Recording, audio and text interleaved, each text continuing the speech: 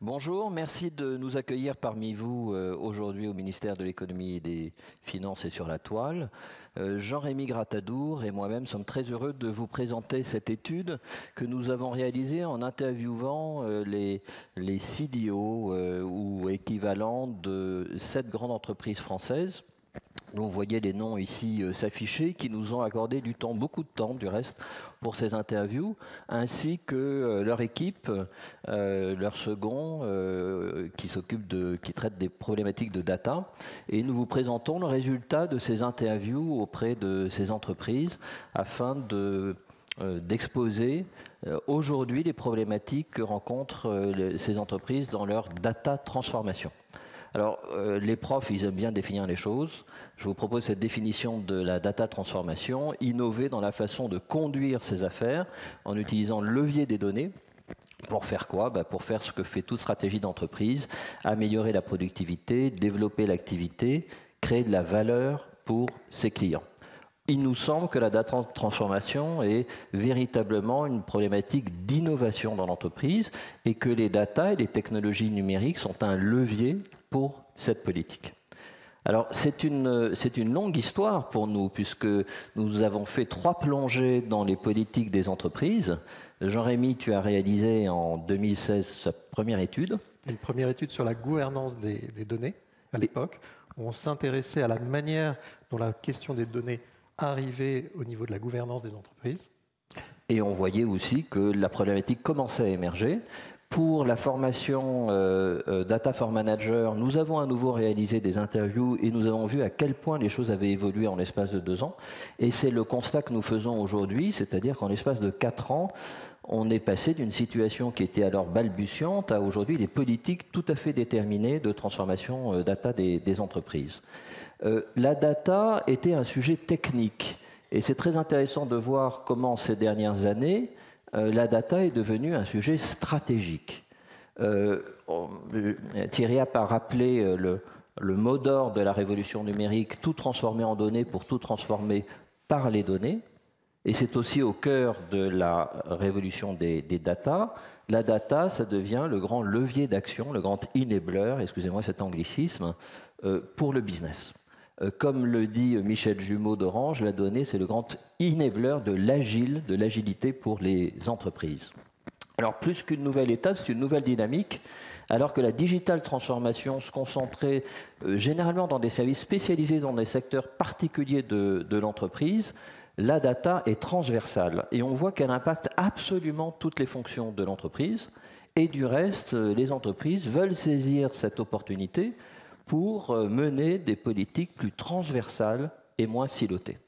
Alors les 5 dimensions qu'on a identifiées, qui sont des dimensions problématiques, c'est des dimensions qui touchent à la stratégie, à la technologie, à la gouvernance des données, à la gestion des projets et puis à la dimension humaine. Et on va voir ces 5 dimensions avec Jean-Rémy. Je crois que Jean-Rémy, tu vas commencer avec la dimension stratégie. Alors la dimension stratégique, c'est tout simplement d'abord la question de savoir si les entreprises prennent la voie d'une data comme enabler, c'est-à-dire qui va rendre possible un certain nombre de développements, ou est-ce qu'elle va fixer la data comme étant absolument stratégique. Alors, certaines entreprises sont fixées d'être data-driven. Alors, on pense ici à Michelin, on pense aussi à Engie, mais d'autres préfèrent déployer progressivement la problématique de la data en s'intéressant et en développant des use cases. Alors, nous aurons l'occasion d'y revenir.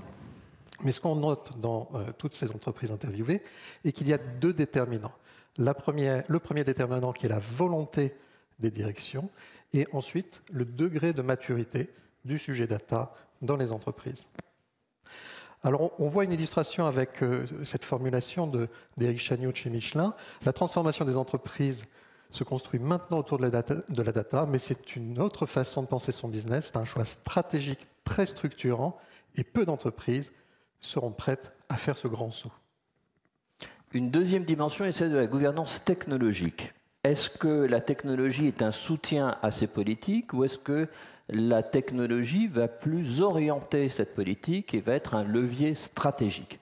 Alors, un constat qu'on a fait, c'est un constat qu'on a fait parce qu'il y a 4 ans, les choses étaient très très différentes, c'est que le cloud est devenu complètement mainstream.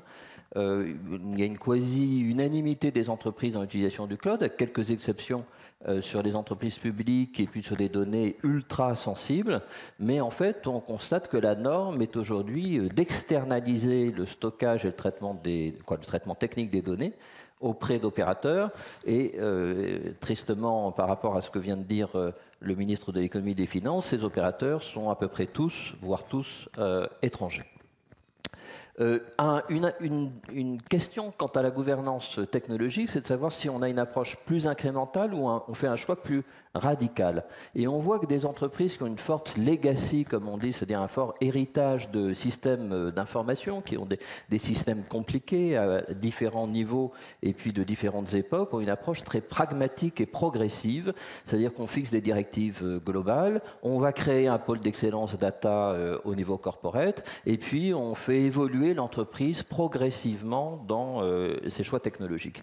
Et puis on a des alternatives. 2 choix radicaux nous ont beaucoup intéressés, qui sont Engie et Michelin, où là, la politique technologique, c'est vraiment une façon de structurer la stratégie de data transformation de l'entreprise. Alors le cas Engie, c'est un cas très intéressant parce que leur choix est d'avoir une technologie absolument globale et hyper centralisée. Vous avez un seul data hub global, un seul data lake, un seul ensemble d'outils globaux, un seul type de process sur l'ontologie des data, la qualification des data, alors que l'entreprise est elle-même extrêmement décentralisée. Et ce qui est intéressant ici, c'est qu'on a une structure technologique très unifiée, alors que les projets data sont eux-mêmes extrêmement diversifiés au plus près des activités locales. Comme le dit Gérard Guinamant, notre entreprise est très décentralisée car elle couvre de nombreux métiers à travers de nombreuses entités. Gouvernance et usage des données sont fortement locaux, mais grâce à une plateforme technologique homogène et centralisée, nous pouvons en un instant nous adapter à la stratégie du groupe. C'est ce que nous faisons en regroupant les données en 4 verticales métiers, ce qui est aujourd'hui la stratégie d'Engie. Un deuxième cas qui nous a semblé très intéressant est le cas Michelin. Chez Michelin, ce n'est pas seulement la technologie qui est unifiée avec un seul data lake, mais c'est aussi tous les développements technologiques des projets. Des factories, partiellement situés en Inde, mais qui peuvent être situés à travers le monde, gèrent avec les business units, avec les entités, les projets data. Mais Michelin a choisi de centraliser les compétences technologiques. L'avantage de cette centralisation, c'est qu'évidemment, on concentre les expertises et puis on favorise aussi la transversalité parce que ce qu'on a développé pour une entité peut être produit pour une autre entité. En contrepartie de cette contrainte, le corporate cofinance les projets. Et le cofinancement, évidemment, permet de faire passer un petit peu la pilule de cette centralisation technologique. Et ce cofinancement favorise aussi l'innovation parce qu'on incite les business units à développer des nouveaux projets. Ça favorise les petites business units.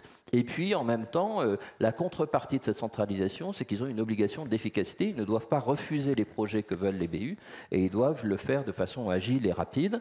Revenons à ce propos d'Éric Chagnot. Le choix n'a pas été celui d'une organisation décentralisée. Ça n'a pas de sens de dupliquer les technologies, perte de temps, de synergie et frein à la transversalité.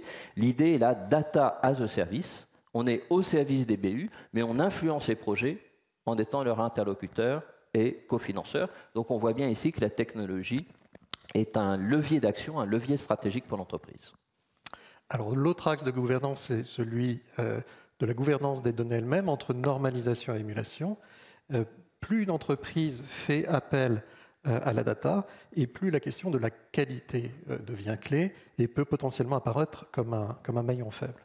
Alors, Monsieur le ministre le rappelait, dans les questions de souveraineté, l'enjeu de la technologie et donc de la data est absolument clé. Ici, dans les entreprises, la question de la compliance réglementaire et légale des données se pose d'emblée. Se pose également la question de la collecte des données et de leur fiabilité. On parle souvent de nettoyage des données, puisqu'il faut mettre en forme ces données pour pouvoir bien les exploiter. Et on en arrive à parler, en termes un peu philosophiques, d'ontologie des données, c'est-à-dire comment on va qualifier ces données pour comprendre leur nature, leur source et leur portée. Alors, Un cas classique, ici illustré par cette citation, c'est celui tout simplement des commerciaux qui transmettent de la donnée, mais qui pendant des années l'ont fait parce qu'on leur demandait de le faire, et avec souvent l'impression qu'ils le faisaient parce que c'était une forme de reporting, mais sans véritable réflexion sur la qualité de ces données et leur utilisation potentielle et comment elle allait pouvoir bénéficier à leurs actions. Et on voit bien que dans les exemples de CRM, donc ces logiciels qui permettent de suivre la prospection commerciale, l'entrée et la qualité des données qui rentrent va permettre ensuite d'informer le commercial de tel ou tel type d'action.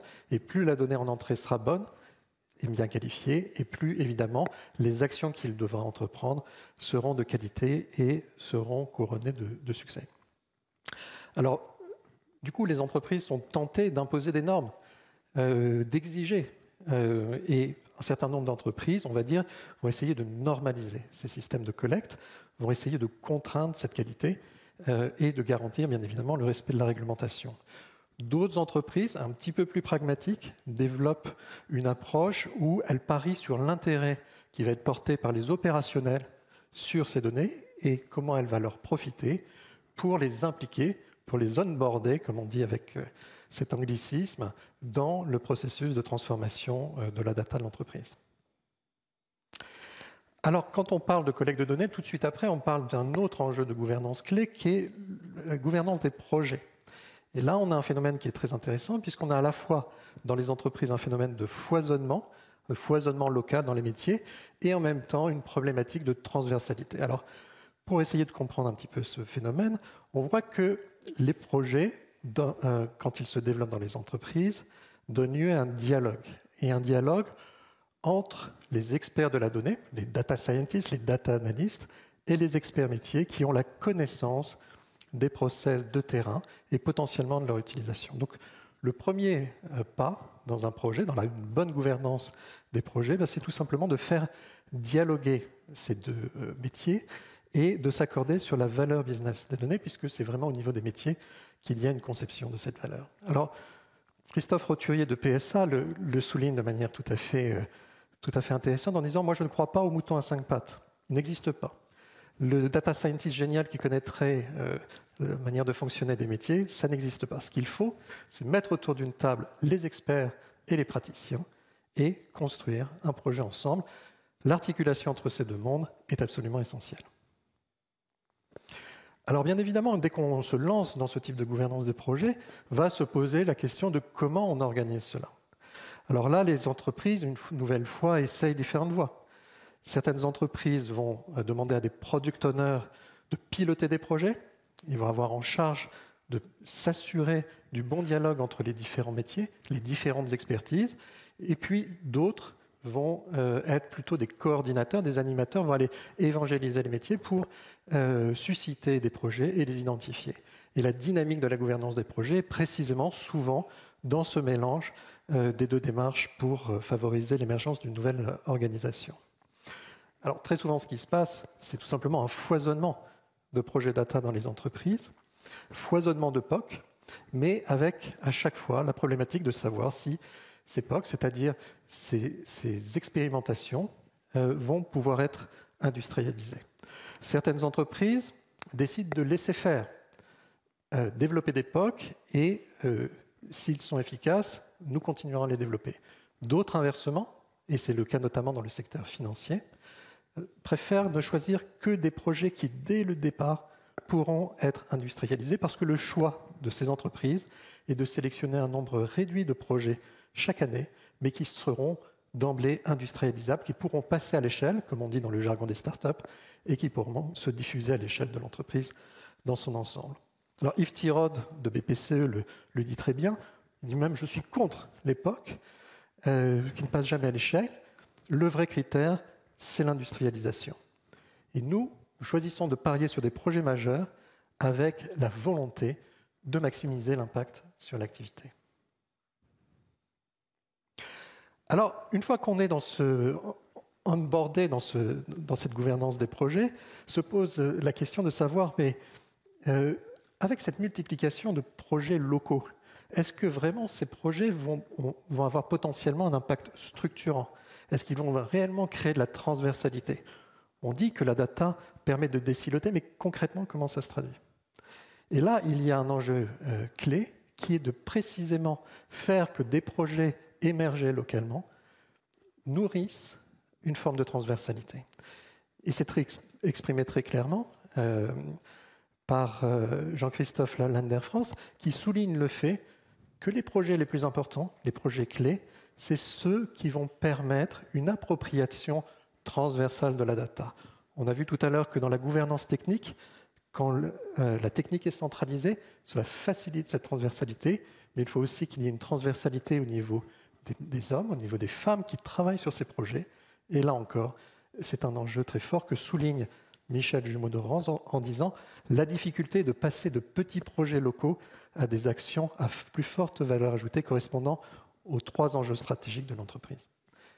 Et on voit bien que cette dialectique du local et du transversal, dans cette dialectique, va se jouer tout simplement la résolution de cette transversalité, de cet dissilotage permis grâce à la data.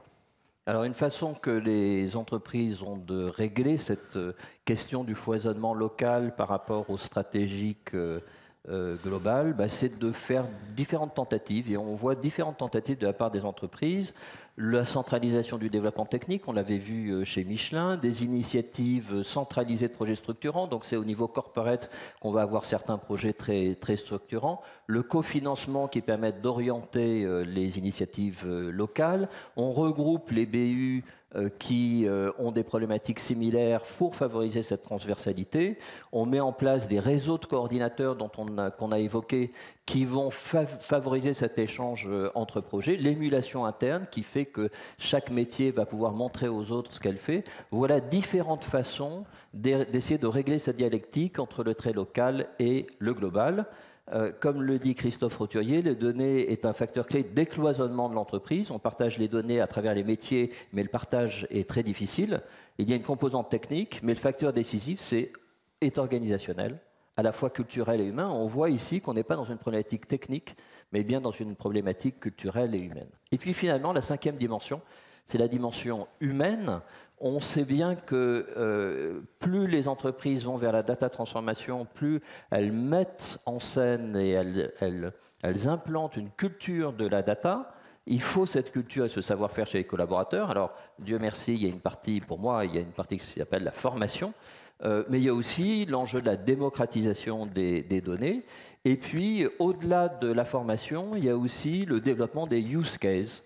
En fait, on le voit, et on le voit en ayant cette démarche un petit peu historique des politiques des entreprises, que le développement des use cases permet de mettre en place cette culture et ces savoir-faire de la data, et par un phénomène, en quelque sorte, de tache d'huile.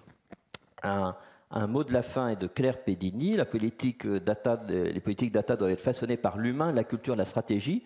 Un changement organisationnel, ça passe par l'apprentissage et de nouveaux savoir-faire. Aujourd'hui, les hommes et les femmes des entreprises doivent apprendre à parler data. C'est ainsi qu'ils seront les moteurs dynamiques de l'innovation. Et c'est une conclusion en fait qu'on retrouve dans beaucoup d'entreprises. Alors pour terminer, ce qu'on a vu, c'est les 5 dimensions de la data transformation. Une première dimension, c'est une dimension stratégique, où la data est un enabler, ou bien on considère que l'entreprise doit être data-driven, c'est-à-dire on doit être une entreprise data.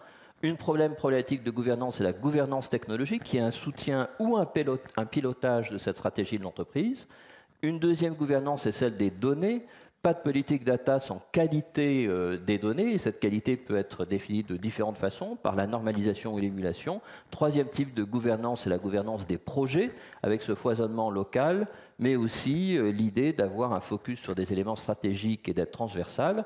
Et enfin, les ressources humaines, la dimension humaine. Aucun de ces projets ne peut être mis en place sans une implication et sans un savoir-faire qui est progressivement acquis par les équipes. Et donc on se rend compte, et je pense que ce sera étudié avec les entretiens des entreprises, qu'il y a une dimension clé, qui est une dimension organisationnelle dans les politiques de data transformation. Merci de votre écoute. Merci. Et peut-être à très bientôt, puisque je crois que nous nous retrouverons dans des interviews des patrons qui seront là aujourd'hui. Merci Julien.